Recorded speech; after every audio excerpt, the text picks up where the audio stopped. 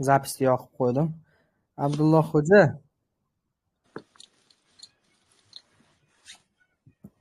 Abdulloh xo'ja. Nima gapirmayapti u? Aka, assalomu alaykum, yaxshimisiz? Alaykum assalom. Yaxshi, rahmat. Ha, maza yo'qmi ukam? Normalno. Ko'rdingizmi ustoz bilan tashash qanaqa bo'lishini? Jimni bo'lish kerak-da, shuncha tashvishmas. Hali ustozdan o'tmagan shogird u hali sizga bor ekanda.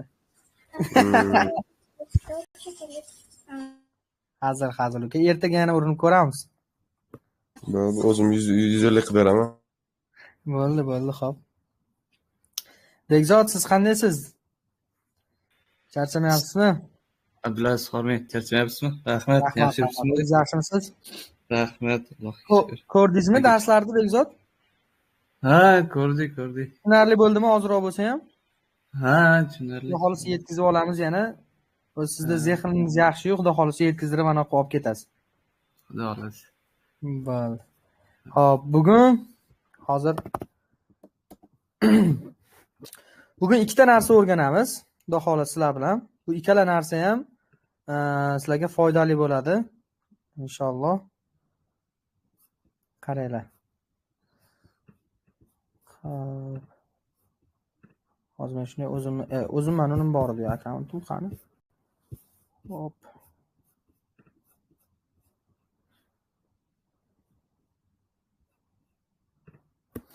Telefonim bor. Addu shu jonga tekkizdirdi.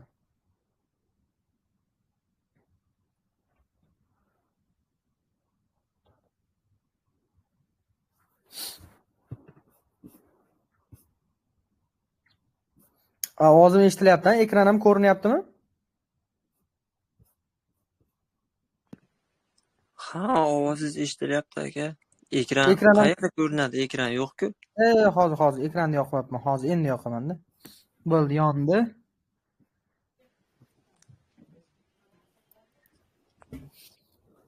Hozir boshlaymiz bo'ldi. Bugun ikkita narsa o'rganamiz.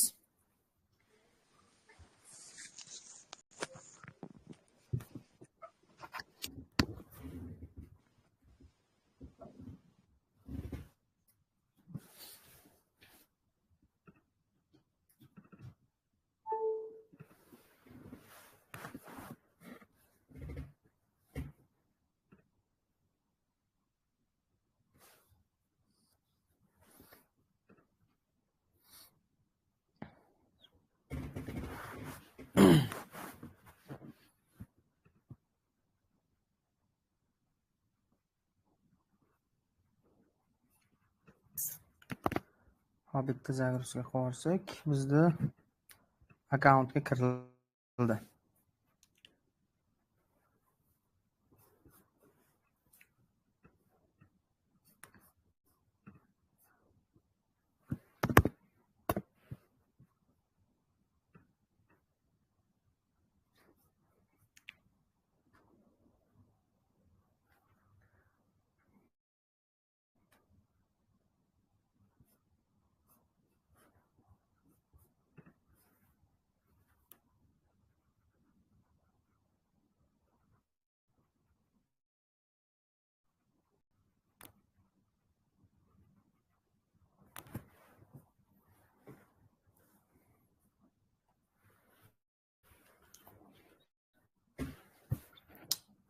Shu yerda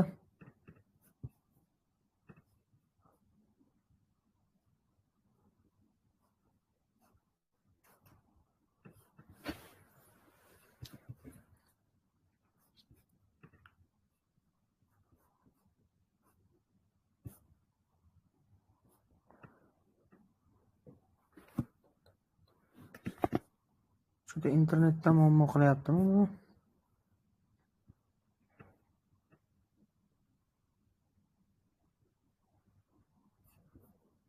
Bo'ldi menimcha. Qaranglar bolalar, bugun sizlarga ikkita narsa o'rgataman. Bu ikkalasi ham sizlarga xudo xolisa foydali bo'ladi. Birinchi o'rganishimiz kerak bo'lgan narsa bu bozordagi stop loss va take profit. Bu stop loss take profit asosiy mavzuni anisi emas. Nu stop loss va take profit haqida bilib olishligimiz kerak.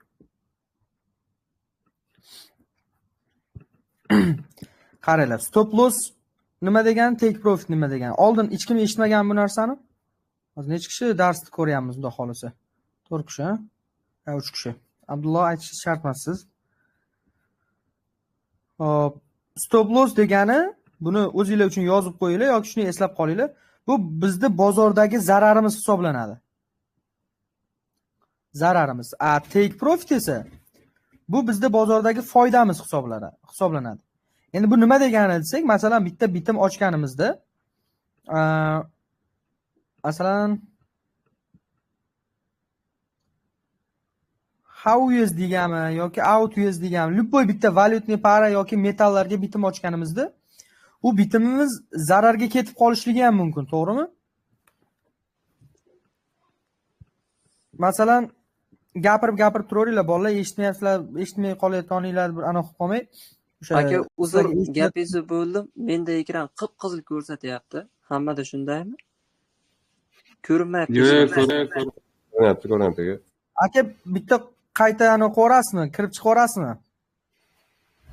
O'chirib, Bitta kirib chiqib oling.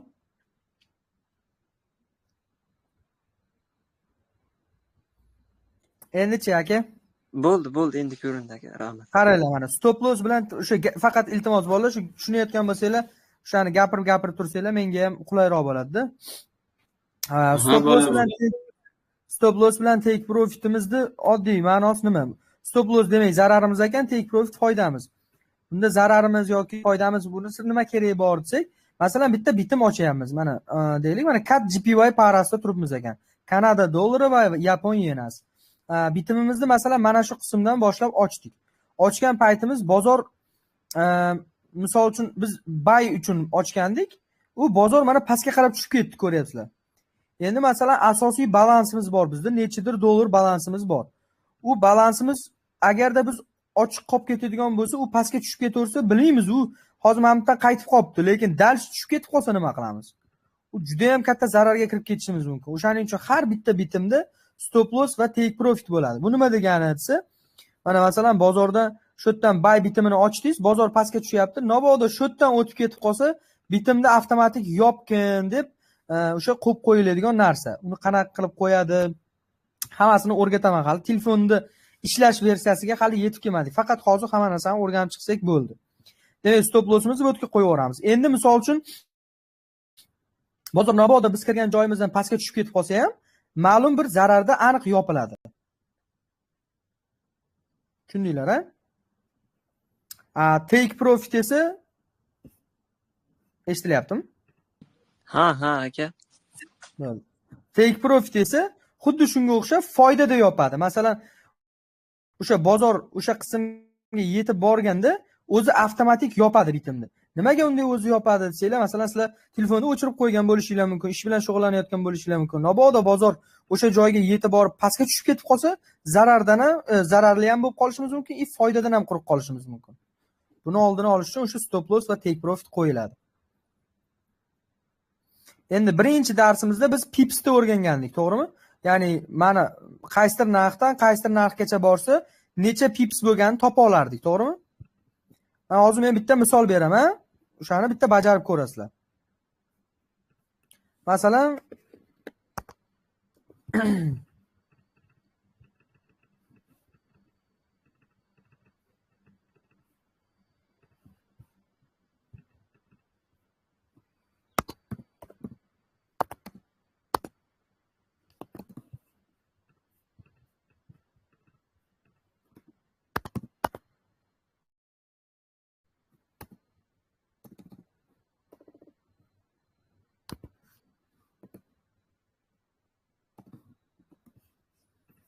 mana bolalar qaranglar. Narximiz bu narxdan bu narxgacha tushdi, ya'ni pastga.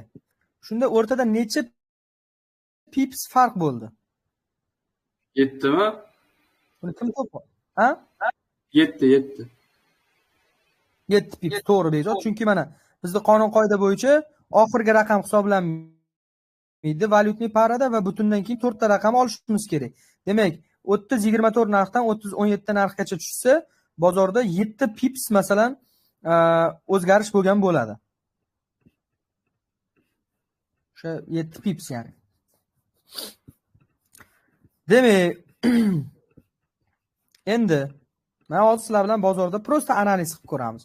Bozorga deylik, mana hozir mana shu qismga yetgan paytda bozordan savdoni sell bitimini ochish qanaqadir menda analiz qilindi. Hozircha masalan sizlarda uncha ko'p narsalar o'rganmadinglar hali.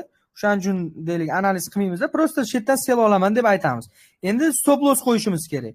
Mana shu TradingView saytini bitta zo'r narsasi bor-da, mana 1-chi, 2-chi, 3-chi, 4-chi, 5-chi stoykamizda mana long position va short positionga bo'lingan. Bu degani uzoq muddat, ya'ni tarjimasi sal ingliz tilidan g'alati-yu, bu buy savdosini ochuvchilar uchun kerak bo'ladi. Masalan, shu ustiga bosamizda, shuni olib kelib turib shu yerga qo'ysak, mana buy savdosi. Qizil chizig'imiz, mana qizilimiz bu stop lossimiz bo'ladi. Ya'ni buy savdosini ochsam, stop lossimni mana shu yerga qo'yaman, foydamni mana bu yerga qo'yaman deb turib prosta belgilash uchun. Bu hech qanaqa hisob-kitob qilib bermaydi. Hisob-kitobi ham bor. Bu prosta o'sha bitimni qatdan ochib stop lossimizga qo'yganimiz. Buni foydali tomoni sizga aniq narxni ko'rsatib turadi. Stop loss mana qizil chiziqda 109.053 da, kirishingiz kerak bo'lgan joy 110.667 kul rangda, foydangiz ko'k rangda. Ya'ni bu o'sha cho'tka qilib ko'rsatib turadi. Masalan, bitimga savdoga mashdan kirgan bo'lsangizda, foyda mana mashga foydani qo'yib qo'ygan bo'lsangiz, endi tasavvur qiling, mana bozor o'sha savdoga kirdi, siz aytgandek ko'tarilib sizning foydangizgacha chiqib, keyin pastga qarab tushib ketdi. Bu yerda sizning stop lossingizni ham urmadi. Agar bozor nobodo mana bunday qilib qo'yganda stop lossingizni urib ketgan bo'lardi. Bu narsaga tushundinglar-a? Bu oddiy prosta bizni ko'rsatib turadi, qayerdan kirganmiz, stop lossni qayerga qo'yganmiz, take profitni qayerga qo'yganmiz. Short position esa buni teskarisi, stop lossimiz tepada bo'ladi. Endi bunda sell savdosini ochganimizda take profitimiz pastda bo'ladi. Bu o'rganish unaqani emas, prosta anaqa narsa ochasiz. Buni yana nima foydalari bor desanglar, sizga polniy statistikani aytib turadi. Ya'ni mana qarang. 62 pips, bu yerda bitta butundan anasini olib tashlaymiz. Yo'q, bu bir kunlik time frame ekan 628 pips yurgan. Ko'ryapsizlar-a? 628 pips yurgan. Undan tashqari, bu yerda yana bir keraksiz narsalar ham bor. O'sha nimadirlarni yozgan bu yerda. Undan tashqari stop lossni aytgan. Stop lossimiz 161 pips ekan. Bu yerda o'sha nechta svecha ketganini ham aytib hisoblab beradi. Xo'p, stop loss va take profitni tushundinglar. Bu bizda misol uchun zararga kirib ketmasligimiz uchun ham, foydamizni ham vaqtida yopishligimiz uchun kerak bo'ladigan narsa ekan. O'sha bitimni nimadirda masalan tillanimi, yevro yuzdinimi, nimadirda sotib olayotganimizda yo sotayotganimizda bizdan so'raladi. Stop lossingni qayerga o'rnatasan? Take profitingni qayerga o'rnatasan? O'tga biz narxini yozamiz. Stop lossda mana bu yerda narxini topib olamizda, o'sha narxini yozib, o'shda qo'yamiz. Buni qo'ymaslikni yo'li ham bormi desanglar, da, qo'ymasa ham bo'ladi. Bu o'zingizga bog'liq. Stop loss qo'ymasangiz, nima deydi, zararga, to'liq zararga polniy kirib ketishingiz mumkin. Bu polniy balansimizni yo'qotishimizga olib keladi. Shuning uchun stop loss va take profit bilan ishlaganimiz yaxshi. Ana endi bu bitta sodda narsacha edi. Endi keyingi bizni o'rganishimiz kerak bo'lgan narsa bu indikatorlar. Mana qaranglar. Yuqori qismdan qarasanglar, indikator bo'limi bor mana. Ko'ryapsizlarmi?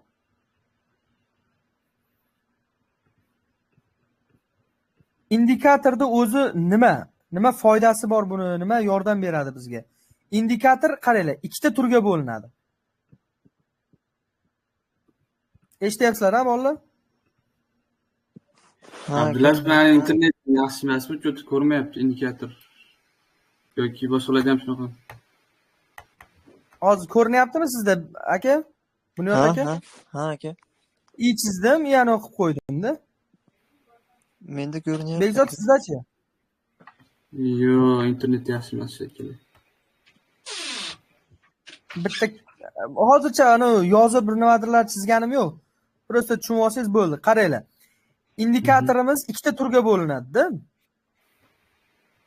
Bu o'zi indikator nimaligiga aniq olaylik. Indikator bu sizga, menga o'xshagan bitta masalan trader odamni o'sha ideyasi bor qanaqadir. U doim ishlaydi qanday? Masalan, bozorda qanaqadir hodisa bo'lsa, mana shu yerdan savdoga kiraman. O'zini ya'ni strategiyasi bor-da. U strategiya zo'r ishlab beradi. Endi u o'sha o'sha ilmini yoki o'sha bilimini robotlashtirish mumkin, to'g'rimi? Hozir zamon rivojlangan, IT'chiliklar rivojlangan, IT misol uchun kuchaygan.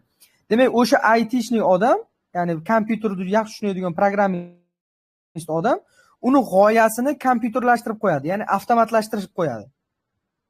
Bunda xuddi robotga o'xshagan narsa. U bizga bozorda o'sha nimaga indikator ikkita turga bo'linadi deganim, bittasi bozorda faqatgina yo'nalishini ko'rsatadi. Ya'ni sizga masalan bozor yuqoriga ketishini ko'rsatadi yoki pastga ketishini ko'rsatadi. Ikkinchi turdagi indikator esa aniq sizga signal beradi. Signal degani bu bozorda yo sotib ol hozir shu yerda deydi yoki shu yerda sotib ol deydi. Tushundinglar, a? Xo'p, u indikatorni qanday qo'shamiz? Mana indikatorlar bo'limiga kirib, bironta indikatorning nomini yozamiz. Mana masalan, RSI deb yozsanglar, ya'ni RSI deb yozsanglar, sizlarga RSI indikator chiqadi. Hozir men bu yerdan indikatorlar bo'limidan RSI topaman. Mana Relative Strength Index, o'sha RSI ni qo'shib olsak bozorga. Mana e'tibor bering. Bunyod aka, Bekzod sizga ham ko'rinyaptimi? Ko'rinishni boshladimi? Ko'raman. O'sha indikator bo'limidan men RSI deb turib yozdim. Ya'ni o'sha men yozib qo'yaman. Bunyod aka, sizgachi? Aka, yaxshi ko'rinyapti menga.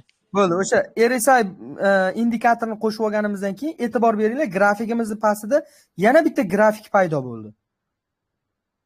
Endi bu yerda u o'sha bozorni oldingi holatini hisob-kitob qilgan holatda bozor o'sha foizlarda ko'rsatib turadi, qanaqa bo'lyapti. Endi bunga yaxshilab e'tibor beradigan bo'lsak, mana ikkita chiziqcha bor bu yerda, mana birinchi chiziqni ko'rsataman, mana bu qismi. O'sha nuqta ketgan. Bu birinchi urvini, ikkinchi urvini pastroqda mana. Ikkala urvinni ko'rsatkichi bor. Bunisi rovna 70%, ya'ni foizda mana shu qismi 70 ekan, pastki qismi 30 ekan. Ya'ni 70 va 30. O'rtasini 50 qilib qo'ygan. Endi qaranglar. Bozorga yaxshilab e'tibor beramiz. O'sha grafikimiz, bu tepadagi grafik ham, pastdagi grafik ham bir xil ketadi. Ya'ni hozir bozor mana shu yerda turibdimi? RSI ham xuddi shu yerda turibdi. Bozor agar hozir yana yurishda davom etsa, bu RSI ham yonga qarab yuradi. Ya'ni bir xil yuradi. Endi bu nima yordam beradi desanglar, buni bitta qoidasi bor. Eslab qolinglar akalar, qaranglar. 70% ga yetsa, mana bu grafikimiz, 70 qayerdaligini bilasan, buni yot aka, mana bu qismda. Ha, tepa qismda. Grafikimiz demak, hozir mana qarang, 70 dan pastroqda turibdi, 64 larda turibdi. O'sha 70 ga yetsa, bizda signal bo'ladi bozor pastga qaytib ketishiga. Agar 30 ga yetadigan bo'lsa, u yuqoriga ketishiga signal bo'ladi. Endi men isbotlab beraman bu narsani. Qarang, mana grafikni ma'notiga e'tibor bering, mana shu qismga. Xuddi shuni pastga qaraymiz endi. RSI ga e'tibor beringlar, 70 ga yetganmidi? Ha. Mana 70 dan o'tgan, mana bozor rostdan ham pastga qarab tushib bergan. Endi yana boshqa joylarni ko'ramiz. Masalan, mana bozordagi mana bu qismlar. Mana bozorda bu yoqda 30 ga yetib kelgan bozor. Mana bu yoq ham o'sha joydan mana siz mana shu yerdan bitimingizni ochsangiz, bozor ko'tarilgan yuqoriga. Yana misollar mana. Mana bu anoni ko'ryapsiz? Mana buni ko'ring. Mana bir xil joyda turibdi. Bu degani bir xil joyda tursa, o'sha ishlayotganidan dalolat beradi. Xo'p, indikatorimizni tushundinglar. Endi qaranglar akalar. Indikatorlar soni juda ham ko'p. Men hali shunaqa zo'r indikatorlar ko'rsataman sizlarga, bozorda zo'r ishlab beradi. Bu ko'pincha yo'nalishni ko'rsatadigan indikatorimiz. Ya'ni bu qaranglar-da, yana bitta qonun-qoidani amalga oshiringlar, o'zingizlarda eslab qolinglar. Bozorda hech qachon faqatgina indikatorga ishonib savdo qilinmaydi. Masalan, indikator 70 ga yetdi bo'ldi, sell emas, 30 ga yetdi bo'ldi, buy emas. Bu yerda 100% indikatorga qarash mumkin emas. Indikatorsiz ham ishlamagan yaxshiroq. Indikatorimiz bu yana bitta sizlarga tayanch bo'ladi, qo'shimcha bo'ladi. Mana har bitta o'rganayotgan narsalarni bitta o'zini ishlatish 100% xato. Har bitta o'rganayotgan narsalarni amalda ishlatish uchun ko'proq shularni qo'shib ishlatsanglar, ya'ni sabablar sonini oshirsanglar, sizlarda bitiminglar mustahkam bo'ladi. Qo'rquv bo'lmaydi sizlarda. O'sha rostdan ishlab beradi degani bor bo'ladi. Men bunga hozir mana gapirgan gapimga bitta misol qilib bironta narsa topaman hozir, qaranglar mana.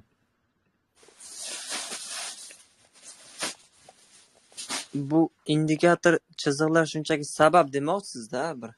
Bu indikator aka, o'sha ya'ni siz уже o'rgandingizki, indikator RSI degan indikator qo'shasiz, RSI deb yoziladi, Relative Strength Index.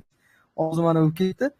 O'sha indikatorni qo'shasiz, qo'shganingizdan keyin sizga bozor ko'rsatib turadi. Demak, sizda bitta ideya bor. 70 ga yetsa bozor pastga ketish ehtimoli bor, 30 ga yetsa bozor yuqoriga ko'tarilish ehtimoli bor. Ha. Hozir men bu narsani ikkita, uchta narsa bilan, ya'ni ishlatishlikni ko'rsatib beraman. Ya'ni sabablar bilan-da. Hozir men bitta boshqani grafik topib yaxshiroq. Ne ishlataman masalan, men o'sha ikkita, uchta nom bilan desangiz, hozir sizga o'shani ko'rsatib beraman.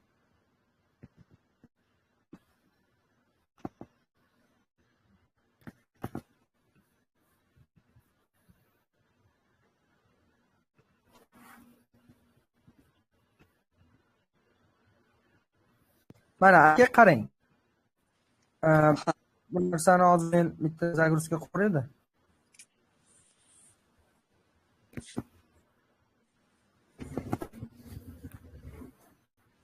Mana 1 soatlik time frame ga qo'ydim. Mana hozir men sizlar bilan birgalikda o'sha bozorni real holatda analiz qilaman. Ya'ni ertaga nima bo'lishligini xudo xolasa birgalikda o'rganib ko'ramiz. Mana bu qaysi valyutni para yoki metalni grafiki kim topa oladi? How USD tilla. Oltin bilan AQSh dollar. To'ppa-to'g'ri o'sha oltinning narxi. Endi menda nimalar bor? Indikatorim bor, bozorda grafiki 1 soatlik time frame turibdi. Begzod, nimadir ko'ryapsizmi biz o'rgangan narsalardan, oldin o'rgangan narsalardan? Urvinmi, trend liniyami? Bor narsa o'zini. Pastdan-da yoki tepadanmi?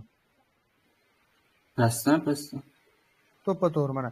Pastdan tortgan paytimizda mana bozorda 1 marta va 2 marta, 3 marta urilish bo'lgan trendiy liniya topildi.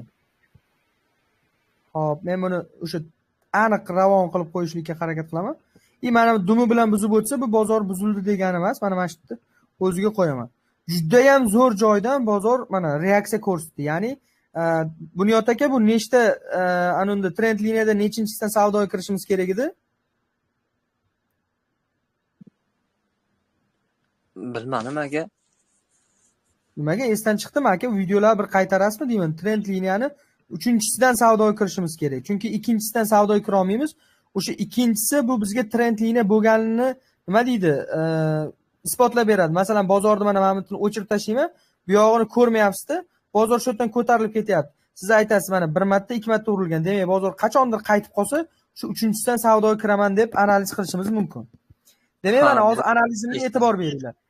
Sizlarga o'rgatgan narsalarimdan oshiqcha narsa umuman ishlatmayman. Aslida bozorda men 10 ta 15 tacha ham sabab topib tashlayveraman. O'sha savdoga kirishimdan oldin. Lekin ularni bilmaysizlar hali. Ularga men etap bilan olib chiqmoqchiman sizlarni. O'shaning uchun oshiqcha narsa o'rgatmayman-da hozircha. O'sha o'rgangan narsamiz bo'yicha qarab ko'ramiz mana. Oddiygina trend liniya tortdim, to'g'rimi? Endi bozorga yana menday kattaroq nazarda qarab ko'rmoqchiman. Endi bu yerda mana shu holatda narx turgan joyiga e'tibor beramiz. Bu trend liniyada turibdi, tepaga ketish ehtimoli bor. Yana tepaga ketish ehtimoli bormi desam, bor deb aytishinglar kerak. Nimaga desangiz, mana e'tibor bering. Mana bu qism 1 marta. Mana bu qism 2 marta. Mana bu qism 3 marta. Ya'ni bozor xuddi shu chiziqda juda ham ko'p marotaba nima deydi? Tepaga pastga bo'lgan. Mana qarang, e'tibor bering. Shu liniyaga bitta chiziq qo'yib olaman. Ya'ni bozor kelgan, mana kelgan, urilgan, ko'tarilib ketgan. Urilgan, ko'tarilib ketgan. Buzib o'tgan, kelib turib urilib pastga tushib ketgan. Ko'tarilib ketdi. Endi undan ham oldin ham, yana undan ham oldin bozor shu yerda mana shu liniyada nima qilgan? Kelib urilgan, buzolmagan. Ko'ryapsizlar, mana shu chizig'imiz aka nima bo'lar ekan? Уровень сопротивления и поддержка bo'ladi. Nimaga ikkalasini ham aytdim? Chunki bozorda har xil joyida har xil ishlagan, mana qaranglar. Masalan, mana bu qismda, mana menga Bunyod aka aytadi, mana shu qismda, faqat mana shu chizib bergan joyimda. Bu chizig'imiz nima vazifani bajaradi aka? Уровень поддержки. Pastdagi Уровень chiziq. поддержки aka, umringiz uzoq bo'lsin, to'g'ri aytdingiz. Qarang. Mana shu qism qizil mana shu chizig'imizda faqatgina men chizib bergan joyi уровень поддержки bo'ladi, chunki u bozorda o'sha yerdan tushirib yormagan. Undan oldingi qismi сопротивление, undan keyingi qismi ham сопротивление bo'ladi. Xudo xolasa bu yana уровень поддержки bo'lib berish ehtimoli bor. Bizda ikkita sabab bor ekan demak. Ham trend liniyaga yetib keldi, ham уровень поддержкаga yetib keldi. Endi indikatorimizga e'tibor beramiz. Agarda bu bozor hozir yana ozroq tushadigan bo'lsa-yu, bu qismimiz ham 30 ga yetib qolsa, bizda masalan mana bu turoqqa tushsa ham mayli. Bozor 30 ga yetib qolsa, 3 ta sabab bo'ladi buy savdosini ochishga. Buy savdosi ko'tarilishda endi. Ya'ni shu yerdan savdoga kirib yuqoriga chiqqanda, narximiz oshganda nima deydi? Bitimimiz foydada yopilishligi uchun. Ha. Demak, endi men mana bu o'rgatganimdek 4-chi yoki 5-chisidagi long position tanlayman. Savdoga shu yerdan kiraman. Mana hozir shu yerdan kiramiz. Bitimimizning foydasini yuqoriga qo'yamiz. Mana eng yuqorisiga. Stop lossimizni oxirgi minimumga qo'ysak bo'ladi. Oxirgi minimum qaysi ekan? Mana bu qismmi? Oxirgi minimum nuqta shu bo'ladi. Shundan sal pastroqqa qo'yaman. Mana hozir sizlar bilan bitta analiz qildik. Bu soddaroq, balkim ishlamay qolishi ham mumkin. Bunda xavotir olmaysizlar. Xudo xolasa bu 30 ga yetgan paytda 3 ta sabab bilan mana shu bitimimiz ochildi. Men masalan bu notebookni yopaman. Hozir misol uchun darsimni o'tib, ertaga qarasam, bu bozor balkim hamda yurib, ko'tarilib, foydaga chiqqan bo'lishi mumkin. Bu paytda biz bitimni realni ochishimiz ham mumkin. O'sha telefonimiz orqali, balansimiz orqali buy savdosini ochishimiz ham mumkin. O'shanda foydaga chiqqan bo'lamiz. Analiz qilishni ko'rdinglar, time frame qo'ydim. Bozorda har xil tomondan qaradim, trend liniyalar tortdim, уровень поддержки сопротивления ishlatdim. Undan tashqari masalan 4 soatlik time frame da nima bor ekan? Boshqa time frame'larni ham qarab ko'rishligimiz kerak. Ya'ni bozorning holati qanaqa?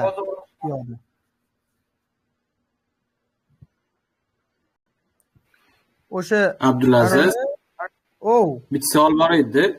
Ana pips hisoblayotganda mana bu yerda 3 ta nuqtadan keyin 3 ta son turibdi, unda qanaqa hisoblanadi? Unda mana shu ikkitasi muhim bo'ladi, oxirgisi muhim emas bo'ladi. Hammasi shunaqada, to'g'rimi? Shunday. Oxirgisi olinmaydi hammasidan. Shunaqa. Demak, trend mana bu anini tushundinglar, indikatorda.